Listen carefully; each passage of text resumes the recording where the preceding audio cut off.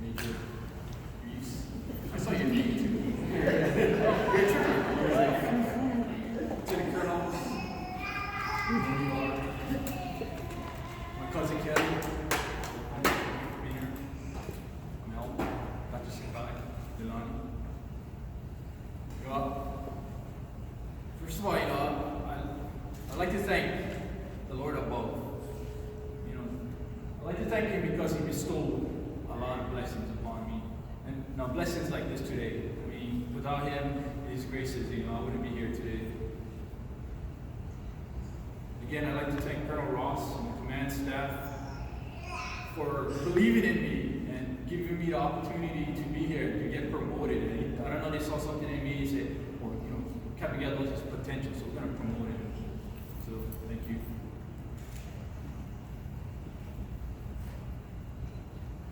I'd like to thank my son, Christian.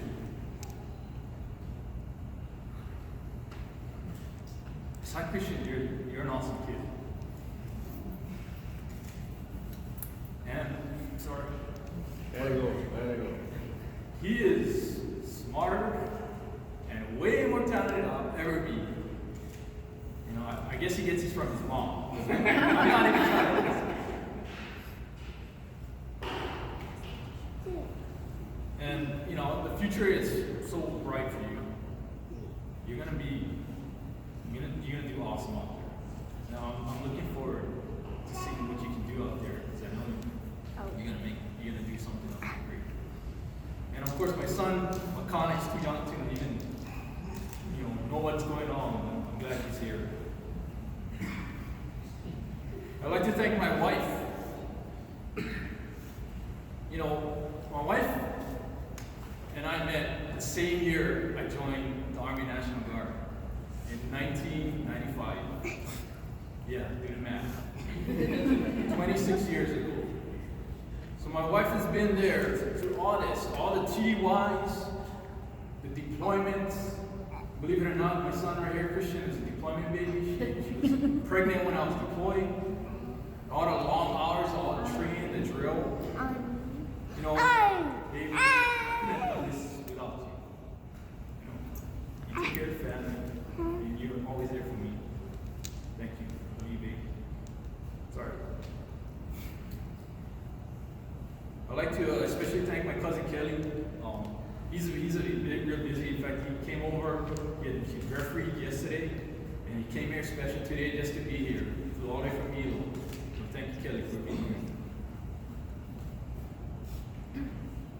I'd like to thank my friends, my VA Ohana, Dr. Sakai, Leilani, Mel for being here. Thank you very much for being in my life. Why? And finally, I'd like to thank the soldiers and officers enlisted. I'm so honored and grateful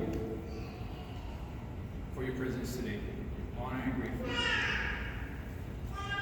If the governor was here, he might say, Major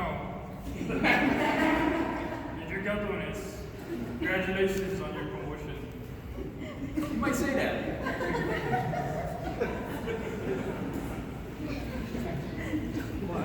But what I would say, sir, I might be standing here alone. And I might be pinned alone. But everyone here has a part of me getting promoted. Every one of you here has a part of being promoted. My leaders on the top, listed on the bottom, everybody in between, family and friends. You're a part of this promotion. So again, thank you. I was going to keep this short, but sorry. A bit long. Well, a long time ago, about 16 years ago, no, sorry, take that back. When I was 16 years old,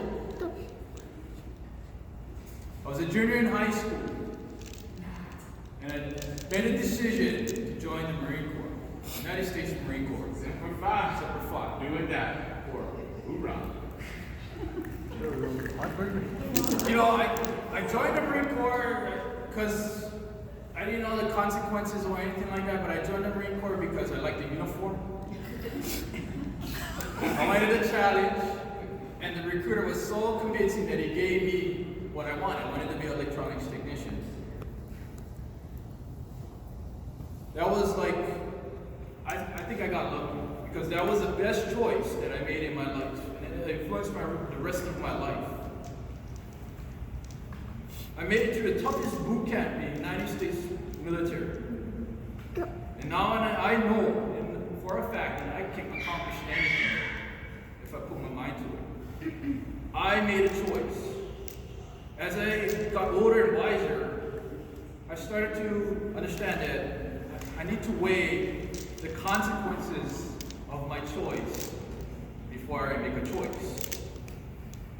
And yes, I made some bad choices through the years. Like one, for example, is that I thought this guy was my friend. I rented a car for him, and guess what? He never returned it when he's supposed to. So I ended up paying for the bill. Bad choice, right? Negative consequences. Or when I went to the barber, and she told me, "Hey, Jeff, why don't we color your hair?" So I thought she was gonna make it a little lighter, because I had black hair. But at the end of the session, I had emu hair. Blonde Filipino, emu hair. It was unreal. Yes, so I made some bad choices.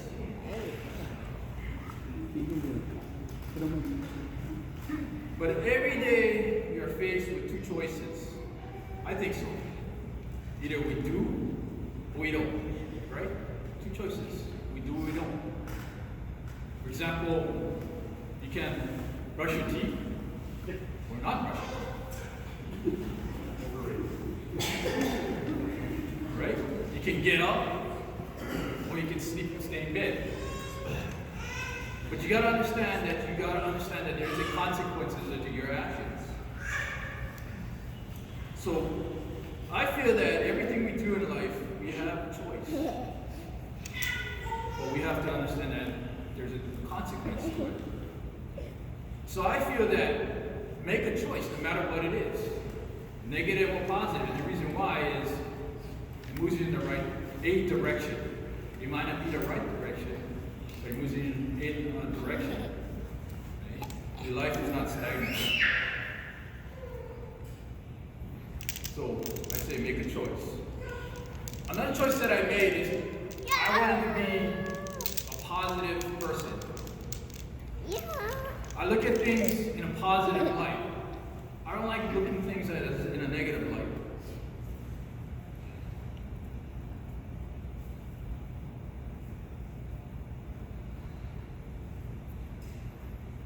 It helps me to remain motivated in everything I do. You need to find something that motivates you.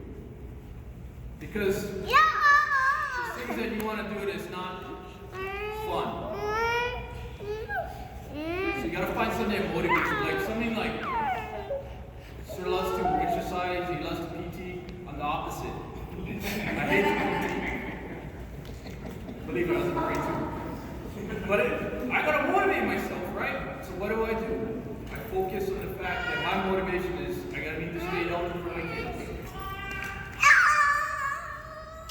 You know, a retired sergeant major told me one day at Shark Training that if you don't feel motivated, use false motivation. Why is that? Because you cannot tell the difference.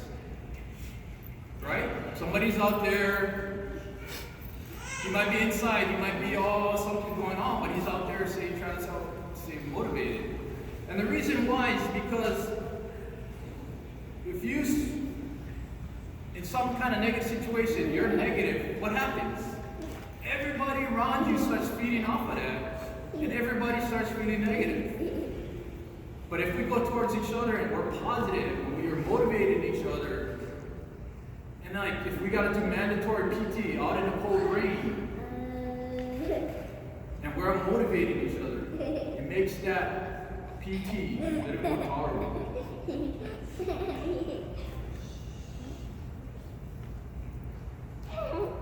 So, stay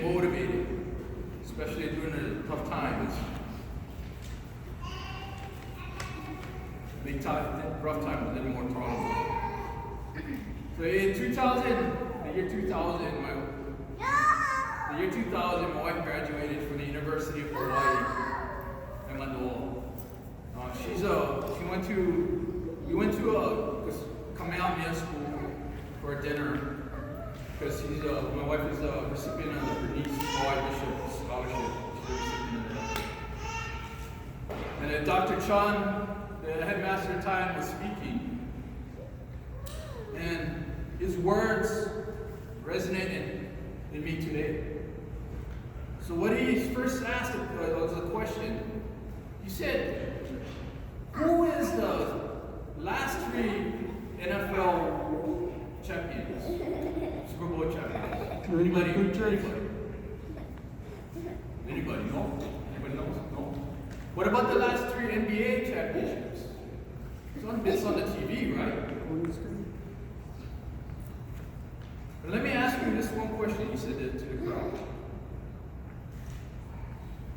Do you know 3 people in your life that has influenced you? 3 people. Right off the bat, when he said that, I thought of actually more than 3 people. I thought of my mom and my dad. I thought of my 5th grade teacher, Mrs. Fujita. I thought of my 6th grade teacher, Mrs. Yamashiro. I thought of these people because these people, like my parents were my first teachers. And Mr. and Mrs. Yamashiro, Mrs. Fujita, they took the time, because I was acting like my son, they took the time and they mentored me, they coached me, they just helped me out and formed me influenced my life in a profound way. Today, I can rattle off more than other people that coached me, mentored, and trained me. Today, people like the retired Lieutenant Colonel Sampaga, Major Snakenberg when I was at 196, Major Beal, yes, Major Beal, and Jessica Beal, that's his cousin. She never came over. And Major Oskenbach. These mentors have molded me into the soldier I am today. The Army also taught me that to train by seeing one, doing one, and teaching one. As a soldier, you have these lessons, you take these lessons to heart. As a soldier, I've taken these lessons to heart. I never claim that I'm an expert in anything because I know there's always someone that is smarter than me. They're young or old. I don't let my pride get in the way because it opens me up for learning from someone. I became teachable. At the same time, I feel knowledge is power. I don't like holding on to this power, so I like to coach, mentor, and train others. I became a teacher. Everyone here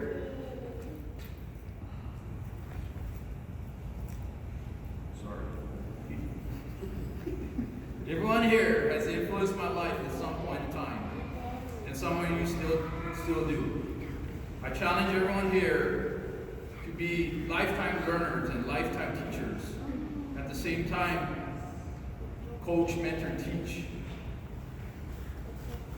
Because the individual you spend the time with will always remember you.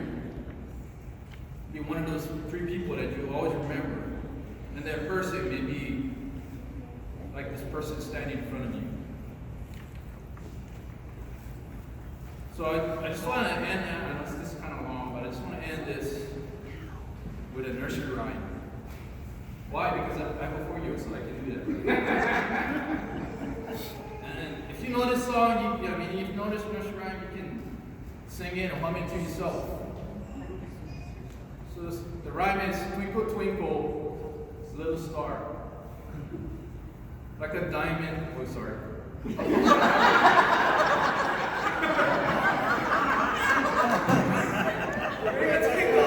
Little star,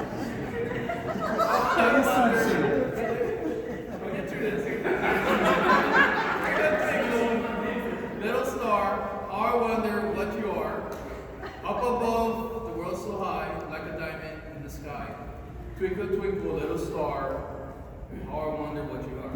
Now, why did I do that, right? I say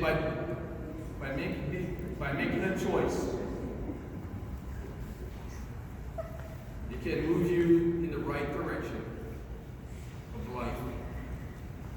By always staying motivated and positive and help you and everyone around you when times are rough. And being teachable and teach. It's not a mystery, like a rhyme. It's not a mystery. By just doing these few things in your life, you also can be that shining star. So I thank everyone for my messed up speech. And I thank you